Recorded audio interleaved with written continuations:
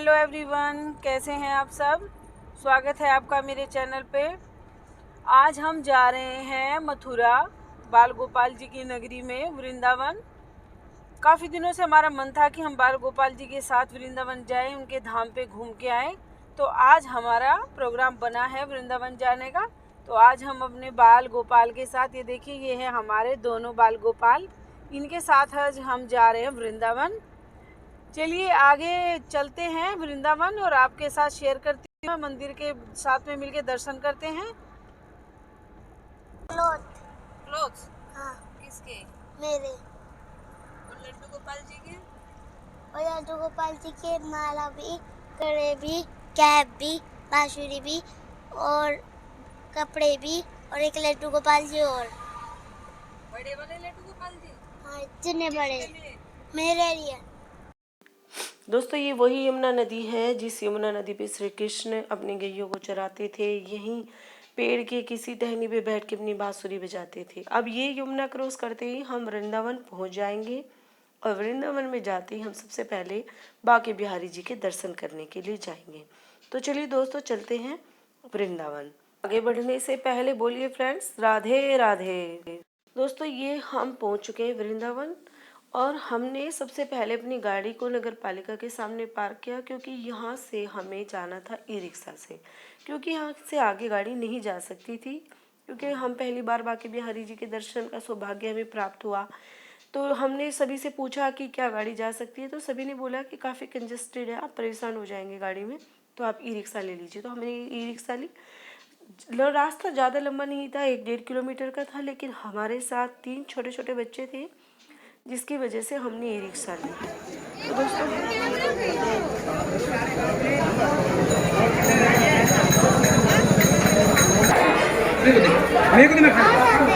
आ जाओ, क्या हो गया?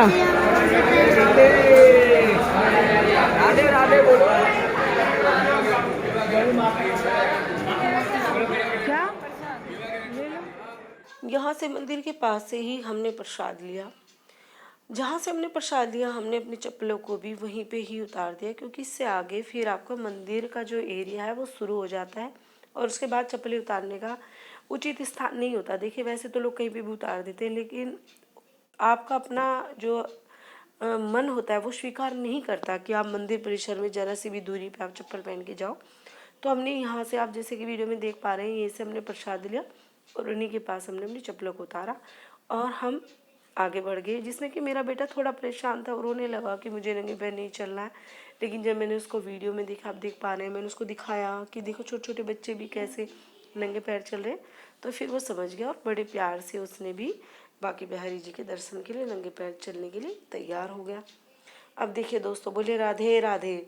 ये है बांके बिहारी जी का मंदिर। बड़े सौभाग्यशाली हैं, बड़े सौभाग्यशाली हैं दोस्तों हम कि हमें बांके बिहारी जी के दर्शन करने का सौभाग्य प्राप्त हुआ। तो चलिए दोस्तों चलते हैं बांके बिहारी जी के मंदिर के अंदर।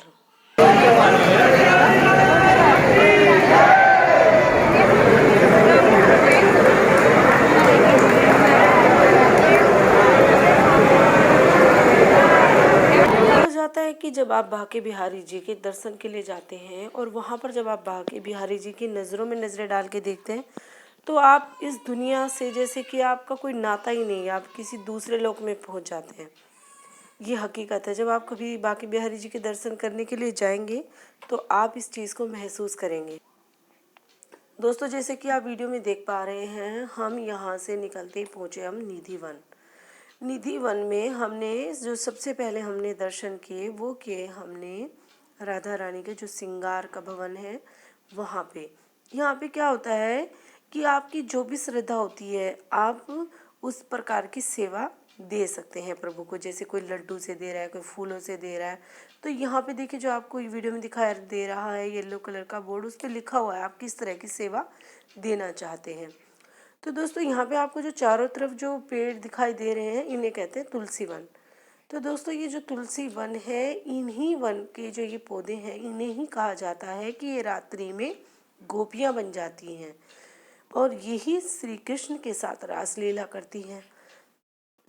कहा जाता है कि गोपियों ने श्री कृष्ण से वरदान लिया था कि वो सदा ही उनके साथ रहेंगे, उनके साथ रासलीला करेंगे। तो श्री कृष्ण ने उन्हें ये वरदान दिया था कि वो दिन के समय में तुलसी वन बन जाएंगी और रात्रि के समय में वो गोपियाँ बन जाएंगी, तब श्री कृष्ण के साथ वो रासलीला करेंगी। दोस्तों, कहा जाता है कि निधि वन में रात्रि के समय ना कोई पशु पक्षी, कोई बंदर या कोई पक्षी, कोई मनुष्य, कोई भी निधि वन में नहीं रुक सकता, क्योंकि अगर किसी ने रुकने की कोशिश की है, कोई छुप के रुका भी है, या तो वो व्यक्ति पागल हो गया है या उसकी मृत्यु हो जाती है।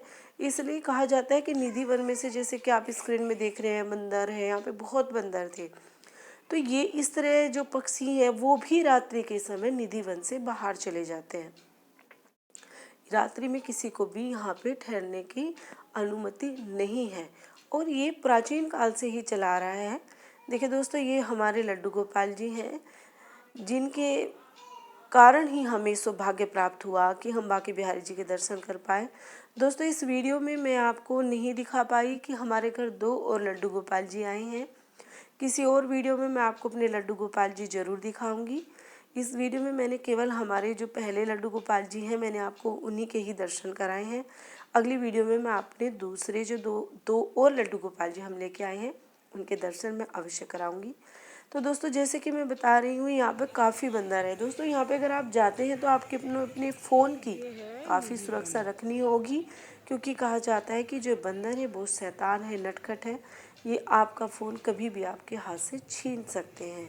इसीलिए इन रास्तों को देखिए, जो बांस की फंचक होती है उनसे सील कर दिया गया है, ताकि बंदर किसी भी जो यहाँ पर आए हुए हैं, पर्यटक आए हुए हैं, श्रद्धालु आए हुए हैं, उन्हें कोई हानि ना पहुँचाए। बोलिए दोस्तों, राधे राधे। दोस्तों, ये हम अब देखिए, अब जो मंदिर में देख रहे हैं, वंशी चोरी राधा रानी, यहाँ पर कहा जाता है कि राधा रानी वंशी चोरी करके छिप गई थी। दोस्तों, ये स्क्रीन में हमारे घर के छोटे से नन्हे गोपाल और नन्ही सी राधा है। ये मेरी बहन की बेटी और ये मेरा बेटा है। दोनों हमारे घर के बाल गोपाल और बाल राधा है। आप जब भी वहाँ पर जाएंगे तो आपको वहाँ पर 2-3 मंदिर देखने को मिलेंगे निधि वन के अंदर। तो आप बड़े आराम से फुर्सत के क्षण में जाइए, ताकि आराम से दर्शन कर सकें। भगवान क्या करते हैं? गोपियों का माखन खाते हैं। भगवान के पास दोस्तों, हमने निधि वन में जो प्रवेश किया था वो 3 बजे के आसपास किया था, और 4 बजे यहाँ के जो पुजारी हैं उन्होंने कहना आरंभ कर दिया कि इस समय निधि वन के जो द्वार हैं, वो जो पट हैं वो बंद कर दिए जाते हैं, फिर वो शाम को खोले जाएंगे। तो उन्होंने हमें बोलना, सभी को, जो भी थे श्रद्धालु, सभी को बोलना आरंभ कर दिया कि अब आप बाहर जाइए, अगर कोई अंदर रह गया तो उसके लिए अलग से दरवाजे नहीं खोले जाएंगे। तो हम बड़ी जल्दी हमने निधि वन को देखा और हमने बाहर की तरफ निकलना आरम्भ किया, कि कभी थोड़ा डर लग रहा था कि छोटे बच्चे हैं हमारे साथ, कि कहीं सच में ऐसा ना हो कि हम अंदर ही बंद हो जाए। तो हमने वहाँ से निकलना ही उचित समय पर सही समझा कि हम सही समय पे ही वहाँ से निकल जाए। काफ़ी धूप भी थी।